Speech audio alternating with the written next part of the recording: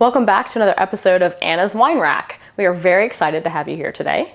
Today we are going to be talking about Carménère, which is a wine I heard about a little while ago and was very excited to try. The reason being that Carménère grapes were thought to be extinct in 1867 due to phylloxera. Unbeknownst to the people in France, some cuttings of this grape had already made their way to Chile, where they had been planted and were thought to be Merlot. They were mistaken for Merlot until 1998, when someone then found out and realized that these were actually Carménère grapes and not Merlot grapes. So the grape then had a huge comeback. It is still grown now mostly in Chile, and it does not grow as well in France. It is a very difficult grape to cultivate, so it is primarily associated with wine from Chile now. So I was very excited to try this just because I liked the background story. This particular Carménère is Casillero del Diablo, and I found the story of this particular vineyard interesting as well because of how it got its name. In the 19th century, the owner of this vineyard found that most of his best wines had been taken from his cellar.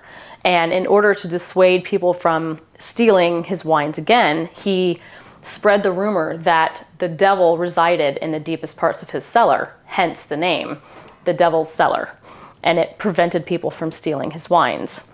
I thought that was a really cool story, so I was drawn to this particular Carménère because of it. So let's give it a try and see how it tastes.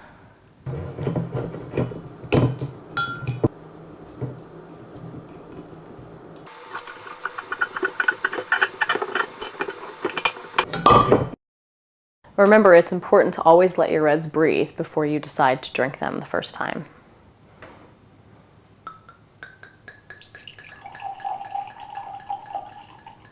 So this wine at first glance has a really dark purple color, which is indicative of Carménère grapes. It's really beautiful. Spicy, a little bit. Plum, black cherry. Maybe some chocolate. It smells very robust. So let's see what happens when we release the bouquet.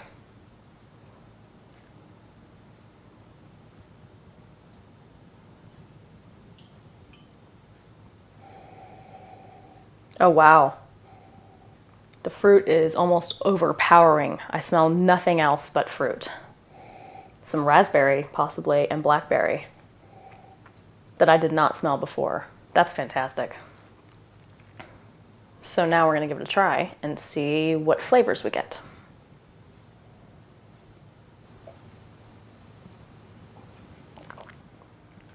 Plum, cherry.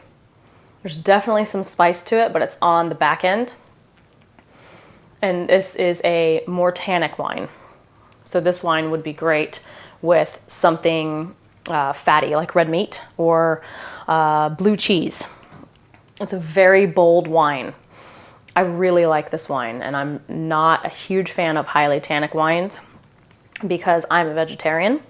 So I don't break down the tannins as well as people who aren't vegetarians. So I was very pleased with this wine just because of the backstory that I heard about it. I really liked the flavor. It's a little bit different. I'm not quite sure how it got mistaken for Merlot because it tastes different to me, but it may be the actual grapes and how they look, not the wine itself.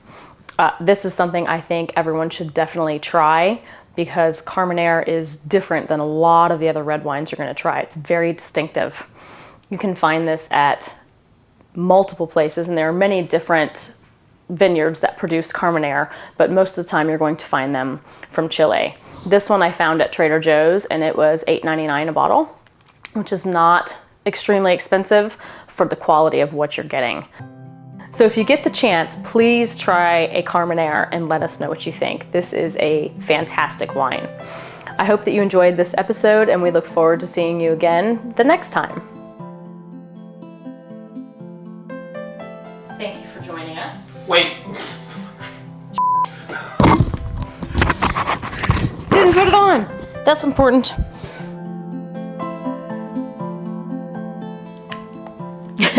It's tannic. I need some cheese.